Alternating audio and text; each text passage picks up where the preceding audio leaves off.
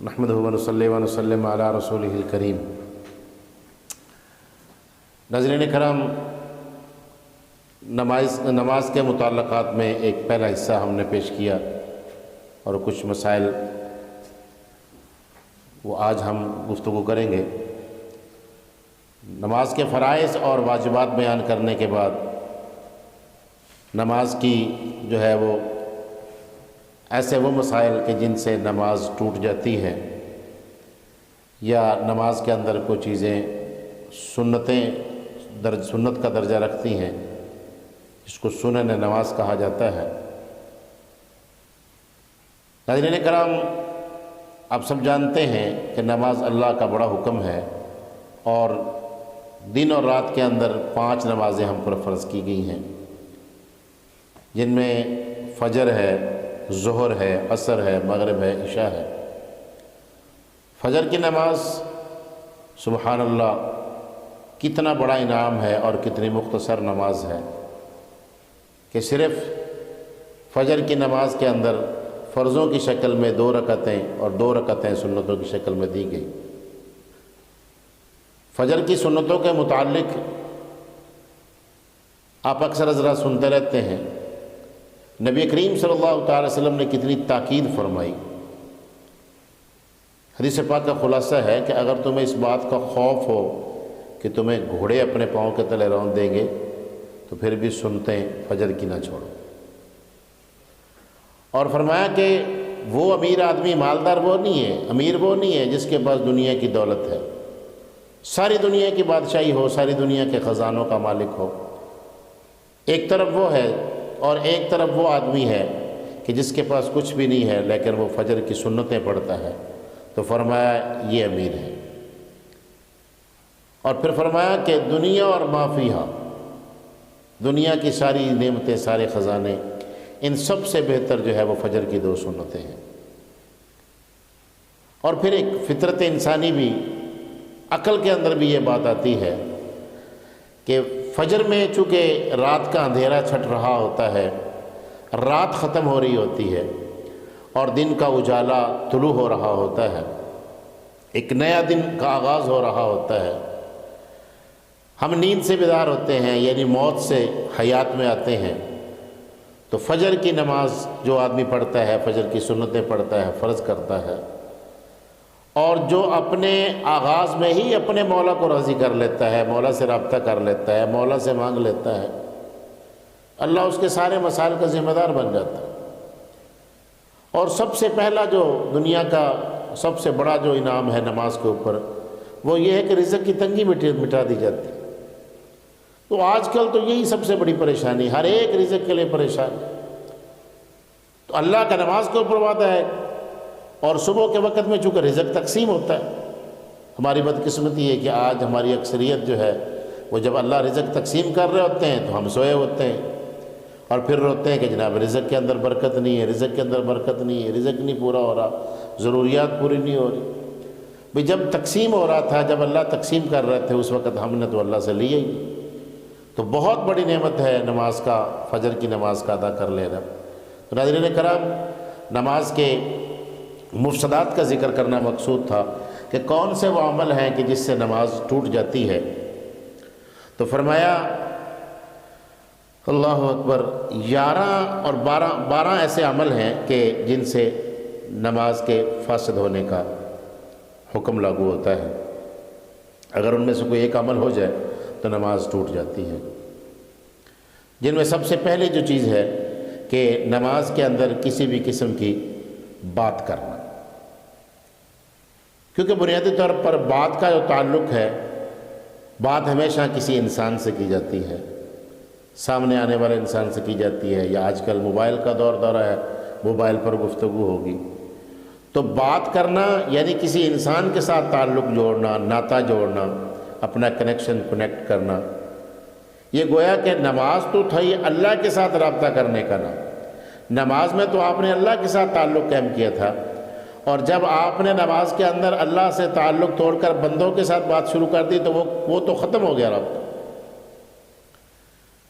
تو ایک وقت میں جب اللہ کے ساتھ بات چل رہی ہے تو پھر اللہ ہی کی طرف دھیان ہو، غیر اللہ کی طرف پھر دھیان نہ جائے۔ کسی بھی قسم کی بات کرنا، چاہے وہ بھول کر ہو چاہے عمدن ہو، کسی بات کا جواب دے دینا، کسی سے کوئی بات کر لینا، چاہے وہ بھول کر ہو چاہے جان بوجھ کر ہو، تو یہ نماز اس سے ٹوٹ جاتی ہے۔ اور دوسرا فرمایا کہ کسی کو سلام کرنا یا کسی کے سلام کا جواب دینا۔ نماز کے اندر کھڑے ہیں، آپ کو السلام علیکم کسی نے کہا، کوئی باہر سے آیا اس نے کہا السلام علیکم، اس لیے تو ہمارے ہاں احناف کے ہاں یہ مسئلہ ہے کہ نماز پڑھ رہا ہو تو اس کو سلام نہیں کرنا چاہیے۔ جہاں کوئی نمازی نماز پڑھ رہے ہوں، بہت سارے لوگوں کی عادت ہے، ہماری مساجد کے اندر لوگ آتے ہیں، مسجد کے اندر داخل ہوتے ہیں السلام علیکم ورحمۃ اللہ، بعض دفعہ انسان بھول جاتا ہے اس کی زبان سے، کیونکہ عادت جو بن گئی۔ جس کو عادت بن جائے نماز سلام کا جواب دینے کی، آج کل اکثر لوگوں کو سلام کا جواب دینے کی عادت نہیں ہے، سلام کرے بھی تو پورا جواب نہیں دیتے یا یوں اشارہ کر دیتے ہیں۔ نہیں، سلام کا جواب دینا واجب ہے، اور انسانوں کے حقوق میں سے ایک حق ہے، مسلمان کا مسلمان پر حق ہے کہ سلام کا جواب دیا جائے۔ اس لیے سلام کرتے وقت سیکھنا چاہیے، کیونکہ اندر نماز کے اندر کھڑا ہے تو اس کو سلام نہ کریں۔ سلام کے آداب انشاءاللہ ہم تفصیل کے ساتھ بیان کریں گے کہ کہاں سلام کرنا مناسب ہے، کہاں نہیں ہے، کس وقت سلام کرنا ہے، کس وقت نہیں ہے۔ انشاءاللہ جو ہے وہ بعد میں ہم اس پر بھی انشاءاللہ تفصیلی گفتگو کریں گے۔ تو ہم عرض یہ کر رہے تھے کہ نماز کے اندر اگر آپ کو کوئی سلام آپ کے کانوں میں آواز پڑ جائے، یا آپ نے کسی کو دیکھا تو آپ کی زبان سے السلام علیکم نکل گیا، تو بھئی آپ کی نماز ٹوٹ گئی۔ کیوں نہیں؟ آپ نے اللہ سے رابطہ توڑ کر غیر اللہ سے رابطہ کرنا چاہا، تو جب غیر اللہ سے رابطہ ہوتا ہے تو پھر اللہ کا رابطہ ٹوٹ جاتا ہے، تو لہٰذا نماز ٹوٹ جاتی ہے۔ اور تیسرا فرمایا کہ چھینکنے والے کی چھینک کا آپ نے جواب دے دیا، کیونکہ یہ بھی ایک حق میں شامل ہے، مسلمان کے حقوق میں شامل ہے کہ اگر کوئی چھینک مارے تو چھینک کا جو کوئی کسی کو چھینک آئی، اس نے الحمدللہ کہا، تو سننے والے کے لیے لازم ہے کہ وہ اس کو یرحمک اللہ کہے۔ آپ نماز کے اندر کھڑے ہیں، کسی کو چھینک آئی، اس نے الحمدللہ کہا، آپ نے نماز کے اندر ہی اس کو یرحم اللہ کہہ دیا تو نماز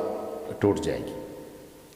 اور چوتھی بات جو ہے کہ آپ نے کوئی افسوسناک خبر سن لی، کوئی نقصان کی بات سن لی، جس طرح ہماری آج کل عادت ہے کہ کوئی بھی ہم جملہ ایسا سنتے ہیں یا کوئی خبر سنتے ہیں یا کسی کی موت کی خبر سنتے ہیں تو ہماری زبان پر خود بخود جاری ہوتا ہے انا للہ و انا الیہ راجعون۔ تو انا للہ و انا الیہ راجعون یہ پڑھنا ایک محبوب عمل ہے اور حکم ہے کہ الذین اذا اصابتہم مصیبہ قالوا انا للہ و انا الیہ راجعون۔ جب مصیبت کی خبر سنو، مصیبت پہنچے تو انا للہ و انا الیہ راجعون پڑھنا چاہیے، لیکن ہر جگہ نہیں۔ جب آپ نماز میں کھڑے ہیں تو انا للہ و انا الیہ راجعون کہنے سے نماز ٹوٹ جائے گی، کیونکہ انا للہ و انا الیہ راجعون یہ کہنا گویا کہ اپنے غم کا اظہار ہے، اپنی مصیبت کا اظہار ہے، پریشانی کا اظہار ہے، اور پریشانی کا اظہار کر کے اللہ سے پریشانی پر صبر کے مانگنے کا ایک ذریعہ ہے۔ تو نماز کے اندر چونکہ آپ کا تعلق اللہ کے ساتھ جڑا ہوا ہے، تو آپ نے خبر سن کر اگر کسی کے انا للہ پڑھا تو گویا آپ نے اس کا جواب دیا ہے، تو اس لیے جو ہے اس سے بھی نماز آپ کی ٹوٹ جائے گی۔ اور دوسرا یہ ہے کہ کوئی اچھی خبر سن کر آپ نے الحمدللہ کہہ دیا، تو یہ بھی نماز کو توڑنے والی ہے۔ اور کوئی اچھی چیز، کوئی عجیب چیز دیکھی، آپ نے سبحان اللہ کہہ دیا، ہاں جی، دکھ اور تکلیف کی وجہ سے آپ نے آہ آہ یا اف اف کہنا شروع کر دیا، تو اس سے بھی اس کی جو ہے وہ فقہاء کرام نے کچھ تفصیلات لکھی ہیں، بہرحال یہاں موقع نہیں ہے، مختصراً عرض کرنا ہے۔ تو فرمایا الحمد شریف یا سورت وغیرہ میں ایسی غلطی کرنا کہ جس سے نماز فاسد ہو جاتی ہے، یعنی مثال کے طور پر اللہ نے جلی کر دیا آپ نے، یا جملہ ایسا پڑھ دیا کہ جس سے مفہوم اور معنی بدل گیا، یا کوئی لفظ ایسا پڑھ دیا تو اس سے بھی نماز فاسد ہو جاتی ہے۔ اور پھر فرمایا کہ نماز کے اندر کوئی عمل کثیر کرنا، دونوں ہاتھوں سے ہو یا ایک ہاتھ سے ہو۔ عمل کثیر کرنے کا مطلب یہ ہے کہ آپ نے نماز کے اندر کھڑے قیام کے اندر آپ نے ہاتھوں کو باندھنا ہے، اب یہاں جو ہے وہ آپ ایک ہاتھ کو چھوڑ دیتے ہیں تو کسی ایک عمل میں لگ جاتے ہیں اور پھر عمل کثیر کرتے ہیں، یعنی اتنی دیر تک تو وہ کھجلی کرنی ہے یا جو ہے وہ خارش وغیرہ کرنی ہے، تو اتنی دیر کے سبحان اللہ یا الحمدللہ 3 دفعہ کہیں، اس سے پہلے واپس آئے تو پھر تو ٹھیک ہے، لیکن یہ کہ آدمی لگا ہی رہے، جناب خارش کر رہا ہے تو خارش کر ہی رہا ہے، تو عمل کثیر کرنا نماز کے اندر کہ جس سے دیکھنے والے کو یہ شبہ ہو کہ یہ نماز کے اندر نہیں ہے، یا خود ہی نماز کا احساس نہ رہے کہ میں نماز کے اندر ہوں، گویا کہ نماز کے اندر عمل کثیر کرنا یہ اس بات کی علامت ہے کہ آپ کی توجہ نماز کے اندر نہیں ہے، آپ اپنے آپ کو نماز سے باہر جو ہے وہ خارج سمجھ رہے ہیں، لہذا اسی عمل کثیر سے بھی نماز ٹوٹ جاتی ہے۔ اور 9واں فرمایا کہ قصداً یا بھول کر کچھ کھا پی لینا، اور 10واں فرمایا قبلے سے سینے کا پھر جانا، کیونکہ قبلے کی طرف منہ کرنا، اینما تولوا فثم وجہ اللہ، تم جیسے بھی ہو جہاں بھی ہو نماز کے اندر تمہاری توجہ اللہ کی طرف ہونی چاہیے، تو قبلے کی طرف ہونی چاہیے۔ جب تمہارا سینہ قبلے سے پھر گیا تو گویا آپ کا رخ بدل گیا، تو رخ بدل گیا تو حکم بدل گیا، نماز فاسد ہو جاتی ہے۔ اور پھر فرمایا کہ درد یا مصیبت کی وجہ سے رونا، ایک ہے نماز کے اندر آپ نے جنت اور دوزخ کا تذکرہ سنا، آپ رونے لگ گئے، یہ تو نماز کے اندر شامل ہے، نماز کے خشوع خضوع کا حصہ ہے۔ لیکن آپ کو کوئی تکلیف ہے، کوئی درد ہے، یا کوئی ایسا مسئلہ بن گیا کہ اس کی وجہ سے آپ کی آہ نکل گئی یا ہائے نکل گئی، تو جس طرح عام عادت کے اندر انسان کو تکلیف ہوتی ہے تو اف کرتا ہے یا ہائے کرتا ہے، تو اس سے بھی نماز ٹوٹ جاتی ہے۔ اور پھر فرمایا نماز کے اندر جو ہے وہ ہنسنا جو ہے یہ تو ویسے بھی ناپسندیدہ عمل ہے۔ حضور پاک صلی اللہ تعالیٰ علیہ وسلم کو یہ پسند نہیں تھا کہ قہقہ لگا کر ہنسا جائے، بلکہ قرآن کا حکم بھی یہ ہے فَلْيَضْحَكُوا قَلِيلًا وَلْيَبْكُوا كَثِيرًا، کہ رونا زیادہ ہے ہنسنا تھوڑا ہے۔ تو مسکراہٹ جو تھی، حضور پاک صلی اللہ علیہ وسلم کا ہنسنا جو تھا وہ تبسم ہوا کرتا تھا، مسکراہٹ ہوا کرتی تھی۔ تو نماز کے اندر ہنسنا یہ تو عقل کے اندر بھی بات نہیں آتی، کیونکہ نماز بیسکلی اللہ کی حاضری ہے، اللہ کے حضور حاضری ہے، اللہ کے سامنے کھڑا ہے، اور اللہ جو اللہ اکبر ذات ہے، جو قادر مطلق ذات ہے، جو بادشاہوں کا بادشاہ ہے، جو خالق و مالک ہے، اور جس کے سامنے کھڑا ہونا کوئی عام معمولی بات نہیں ہے۔ اللہ کے در کی حاضری ہو، پھر اللہ کے سامنے کھڑا ہو، اور تصور یہ ہے کہ یا تم اللہ کو دیکھو یا اللہ تمہیں دیکھ رہا ہے، اس تصور کے ساتھ کھڑے ہیں، تو یہ کتنی بے شرمی کی بات ہے اور کتنی بے باکی کی بات ہے کہ اللہ کے سامنے کھڑا ہو کر پھر انسان ہنسے۔ یہ تو ایک فطرت اور عقل کے اندر بھی بات آنے والی نہیں ہے، اس لیے اگر ہنسا تو نماز ٹوٹ جائے گی۔ تو ناظرین کرام، یہ تھی وہ چیزیں جن سے نماز ٹوٹ جاتی ہے۔ ایسے ہی کچھ چیزیں ایسی ہیں جو نماز کے اندر مسنون ہیں، سنت عمل ہے۔ مثال کے طور پر تکبیر تحریمہ جب شروع میں ہم کہتے ہیں اللہ اکبر، تو ہاتھوں کو کانوں تک کھڑا کرنا، یوں یہ تکبیر تحریمہ کے وقت ہاتھوں کا بلند کرنا، یہ سنت عمل ہے۔ اور مرد کا جو ہے وہ ہاتھ باندھنا، عورتوں کا ہاتھ باندھنا سینے کے اوپر، یہ بھی مسنون عمل ہے۔ اسی طرح ثنا پڑھنا، سبحانک اللہ پڑھنا، اعوذ باللہ بسم اللہ پڑھنا، اور اسی طرح بسم اللہ اعوذ باللہ پوری پڑھنا۔ رکوع اور سجدے کو جاتے وقت ہر ایک رکن سے دوسرے رکن میں منتقل ہونے تک اللہ اکبر کہنا، رکوع میں جاتے ہوئے اللہ اکبر کہنا، رکوع سے اٹھتے ہوئے جو ہے وہ سمع اللہ لمن حمیدہ کہنا، سجدے میں جانے کے لیے اللہ اکبر کہنا، سجدے سے اٹھتے ہوئے اللہ اکبر کہنا، یعنی یہ اللہ اکبر کہنا جو ہے یہ مسنون عمل ہے۔ اسی طرح فرمایا کہ رکوع کے اندر سبحان ربی العظیم کہنا اور 3 مرتبہ کہنا، یہ مسنون عمل ہے۔ میں نے پہلے بھی عرض کیا کہ ہر عمل 3 دفعہ کرنا یہ حضور کو پسندیدہ عمل ہے، محبوب عمل ہے، تو 3 دفعہ سبحان ربی العظیم پڑھنا۔ اس طرح سجدے کے اندر سبحان ربی الاعلیٰ 3 مرتبہ پڑھنا، اور دونوں سجدوں کے درمیان میں بیٹھنا، یہ بھی مسنون عمل ہے۔ اور پھر فرمایا کہ اتحیات کے بعد جو ہے وہ درود شریف پڑھنا، درود شریف کے بعد دعا پڑھنا، اور سلام کے وقت دائیں اور بائیں منہ پھیرنا، اور سلام کے اندر فرشتوں اور مقتدیوں اور جنات وغیرہ کی جو حاضر ان کی نیت کرنا،